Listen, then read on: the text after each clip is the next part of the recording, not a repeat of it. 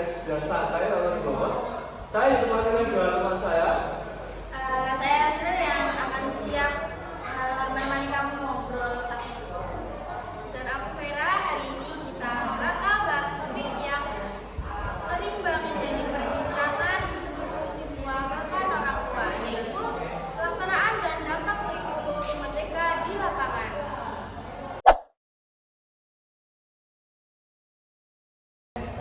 Kurikulum merdeka itu dibuat supaya pembelajaran itu lebih berpusat pada siswa.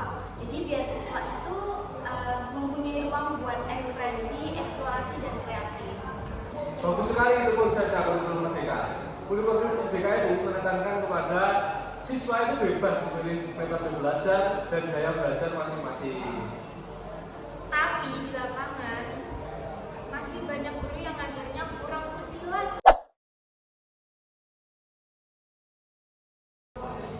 Masalah utamanya adalah kesiapan guru. Jadi banyak yang belum memahami esensi kurikulum merdeka sendiri.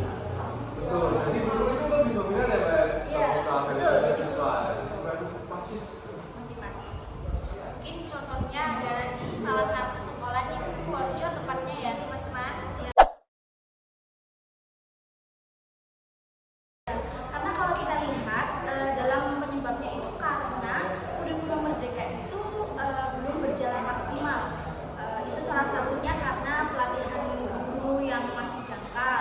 Banyak guru yang cuma ikut sosialisasi, tapi sudah dapat teori, tapi nggak diberi kesempatan untuk praktik secara langsung.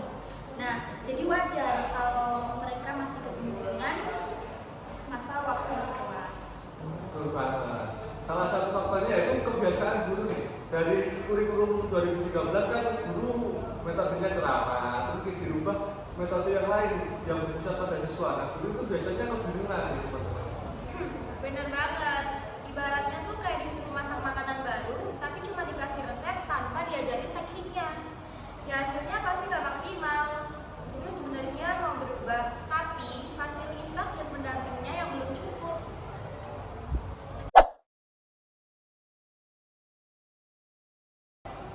Nah, akibat dari semua itu, siswa jadi nggak dapat manfaat kurikulum merdeka. Nah, secara penuh, seharusnya mereka belajar lebih mandiri dan kreatif. Tapi kenyataannya masih banyak yang masih pasif dan hanya ikut alur tugasnya aja. Jadi pembelajaran itu jadi kurang bermakna. Siswa hanya berfokus pada mengerjakan tugas, bukan untuk memahami apa isi dari hal itu. Padahal di kurikulum merdeka sendiri diciptakan untuk membuat mereka itu nyaman dan menyesuaikan bagaimana metode dan cara mereka belajar. Sayang banget ya, padahal kalau diterapkan dengan benar, pembelajaran bisa menjadi lebih menarik loh. Siswa bisa berdiskusi, membuat proyek, eksplorasi, dan terlibat langsung dengan konteks dunia nyata.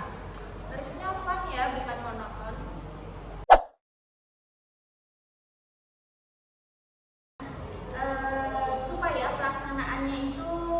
Supaya pelaksanaan kurikulum merdeka itu lebih optimal, ada beberapa solusi yang bisa dilakukan dan ini sudah ditulis juga di panduan resmi maupun hasil observasi evaluasi di lapangan.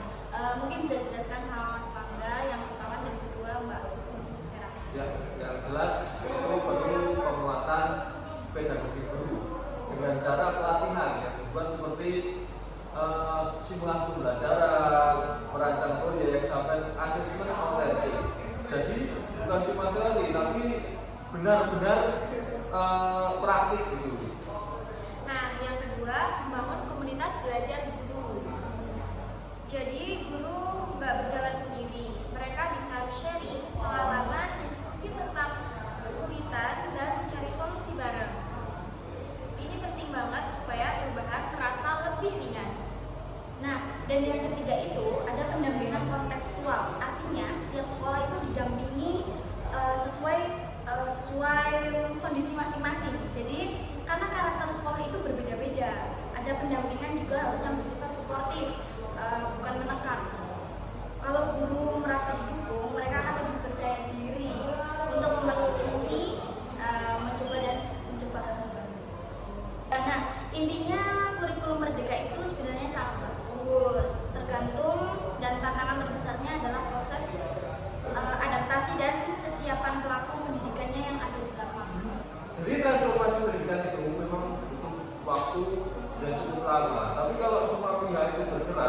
dan saling mendukung, maka itu bisa tercapai dengan baik.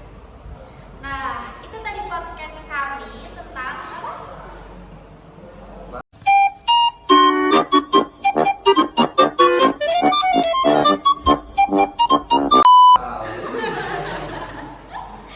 Tentang pelaksanaan dan dampak kurikulum merdeka di lapangan. Nah, terima kasih buat teman-teman yang sudah menonton